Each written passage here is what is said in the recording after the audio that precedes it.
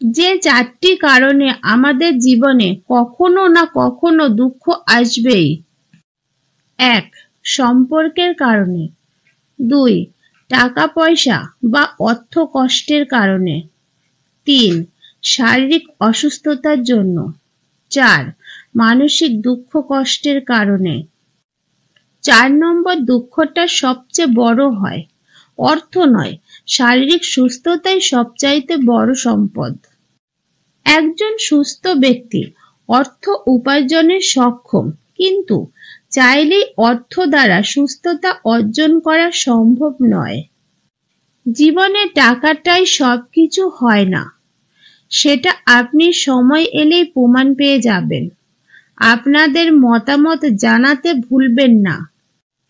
তুমি হয়তো কাউকে পেয়ে সুখী, আমি হয়তো কাউকে হারিয়ে দুঃখী, কিন্তু তোমার আর আমার মাঝে পার্থক্য শুধু একটাই, তুমি অভিনয় করে জিতে গেছো আর আমি ভালোবেসে হেরে গেছি।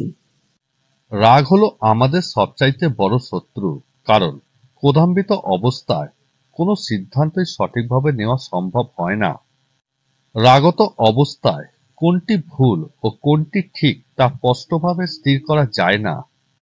অন্যের আনন্দে যারা দুঃখ প্রকাশ করে তারা কোনোদিনই সুখী হতে পারে না। মনে তৃপ্তি না থাকলে কোনো কাজই সফল হওয়া যায় না। কখনোই লোভের দ্বারা পরিচালিত হওয়া উচিত নয়। লোভের বশবর্তী হলে বারংবার ভুল পদক্ষেপ নেওয়ার আশঙ্কা বাড়ে। জীবনে কোনো কোনো সময় একাধিক সিঁড়ি একবারে টপকে উঠতে হয়, তবে সেই কাজ করার আগে নিজের লক্ষ্য সম্পর্কে স্পষ্ট ধারণা রাখতে হবে, তবেই মিলবে সাফল্য। নিজের স্ত্রীকে কখনোই এই দুইটি কথা বলবেন না।